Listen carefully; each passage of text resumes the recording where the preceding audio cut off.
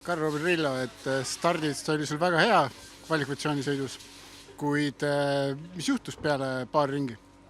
Jaa, esimesed ringid kohe sain rahulikult ees minna, otsisin enda liine ja võtsin vabalt ja turvaliselt ja ühel ringil siis, kui vahet kasutasin, tuli siuke jama, et iste lendas minema ja suutsin kohe, see oli kohe enne finišit, nii et mõtlesin, et hoian istme kinni ära, et äkki oli lihtsalt ebaõnn ja läksin boksi, panime istme peale ja kohe järgneval ringil, kui läksin rajale tagasi, lendas ta uuesti nüüd lõplikult ära ja pidigi terve sõidu sõitma istmete. Kas oleks võinud kohe jätta selle istme sinna raja äärde?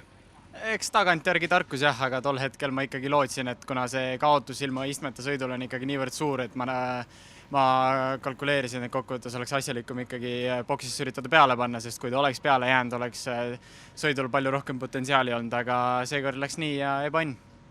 Kui palju sa neid kiireid sõiteid ette lasika, et kes on niisugused ohtlikumaka?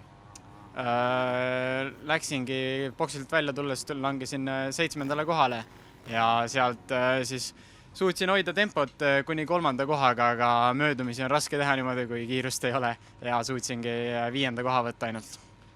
Siinne rada on selline hästi suurte tõusude ja langustega, ja nad kisuvad ka olema sellised vooklevad tsoonet sees.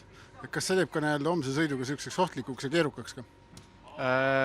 Mitte kuigivõrd ohtlikuks, aga keerukaks kindlasti, aga ma arvan jällegi, et täpselt samamoodi nagu ka Eestis ja ma arvan, et sama tuleb ka Leedus, et see mängib trumbid enamasti kätte ikkagi omadele, et nagu ka oli eelkvalist näha, ma ei tea, mis kvalifikatsioonisõidust oli, aga 7 inimest 10 olid Baltikumidest, nii et meile meeldivad need rajad, me oleme kiired nendel rajadel ja ma arvan, et tuleb hea päev.